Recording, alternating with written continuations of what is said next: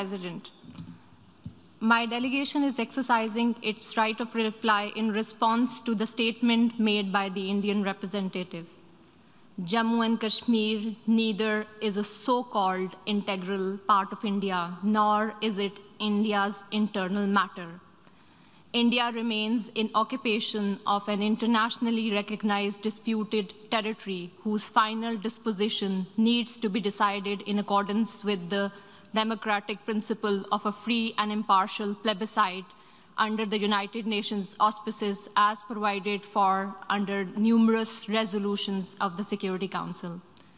In order to divert attention from ever-increasing international condemnation of India's widespread and escalating human rights abuses in Indian illegally occupied Jammu and Kashmir, India continues to level baseless allegations and rely on outright lie and obfuscation.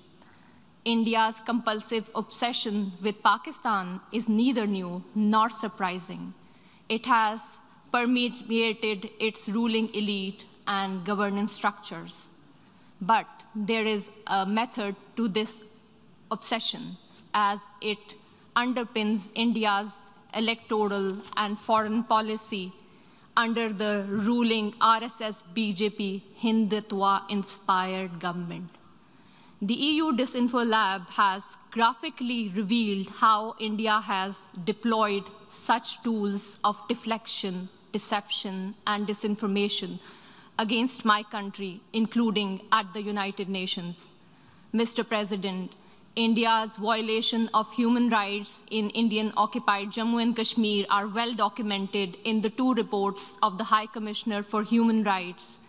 Since 5 August 2019, the High Commissioner has urged India to unlock the situation and fully restore the rights that are currently being denied to the people of the occupied territory. Several special rapporteurs and mandate holders have also termed the human rights situation in Indian illegally occupied Jammu and Kashmir in a, quote, free fall, unquote. Major human rights organizations, including Human Rights Watch and Amnesty International, have expressed similar serious concerns about India's human rights violation, including in the occupied territory. Not surprisingly, Indian authorities have failed to respond to any of these communications. In fact, a witch hunt has been launched against those who dare to report these crimes. Only last year, Amnesty International ceased work in India, citing constant harassment at the hands of the government. The government of Pakistan has recently released a comprehensive and well-researched dossier containing the entire range of gross, systematic, and widespread violations of human rights being perpetrated by Indian security forces in the occupied territory. We call upon the international community to take cognizance of the compelling evidence and hold India accountable for the heinous crimes.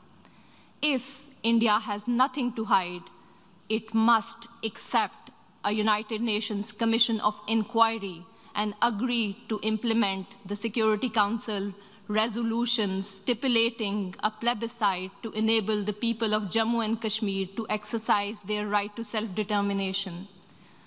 Mr. President, as for India's use of the canard of terrorism, regurgitating stale arguments that are typical of all occupiers, let me emphasize that India itself is the principal perpetrator, sponsor, financer, and abettor of terrorism in the region.